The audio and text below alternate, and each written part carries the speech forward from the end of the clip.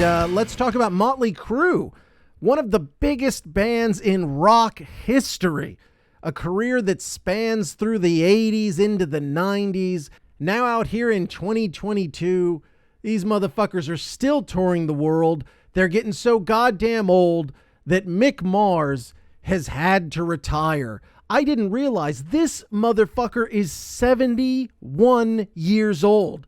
Big ups to Mick Mars for kicking ass so long. He's got a disease. He's got, what is it? It's, ankylosing spondylitis. And I don't know what that is, but that sounds like it sucks a dick. So, big ups to him for hanging on so long. The band released a statement which goes like this, and I quote, "While change is never easy, we accept Mick's decision to retire from the band due to the challenges with his health. We have watched Mick manage his ankylosing spondylitis for decades and has always managed it with utmost courage and grace." Jumping forward, it's just a lot of blowjob stuff.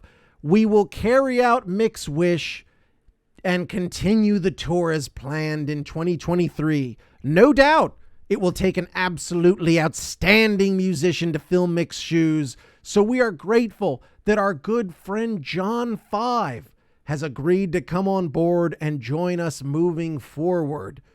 And John Five, which is funny because he's John 5, then Nikki 6. All the fucking bands should now take on numbers. Vince Neil could be like Vince Neil 300 because he's over 300 fucking pounds. And anyways, so John 5, for those of you who don't know, John 5 is a fucking grizzled veteran. He's played for Rob Zombie for years. Not to mention before that, he was in Marilyn Manson. I don't mean in him like in his asshole. I mean in the band. The band is called Marilyn Manson. And so you get it. But from there, like I said, he played with Rob Zombie for years and years to the point that he was like Rob Zombie's dude. He was one of the main guys in the band. So this is a big loss for Rob Zombie, who's bringing back his boy Riggs, one of the OGs for Rob's music. So that's kind of exciting for, Rob Zombie fans.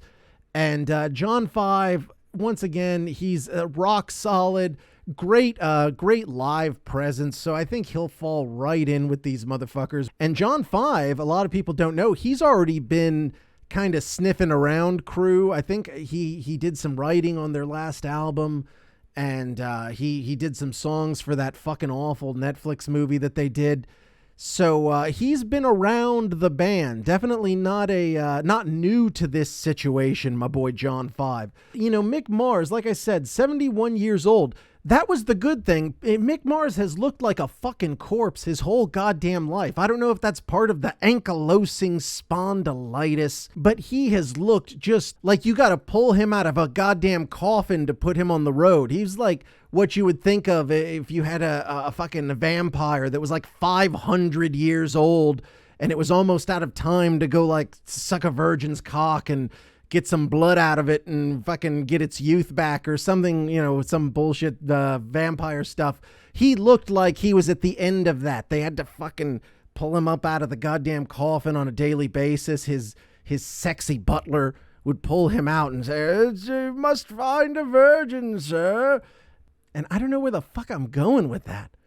Jesus Christ. That, you know what that is? That's Once Bitten, the fucking starring Jim Carrey. It was like one of Jim Carrey's very first movies ever. I think it was Lauren Hutton, and she had a fucking like a butler, and they would just go to clubs and try to find virgins so like she could suck their cocks and get like some blood out of it. And good movie, worth checking out. Anyways, this had nothing to do with anything. I apologize. I think overall a positive move for Motley Crue and their creative process.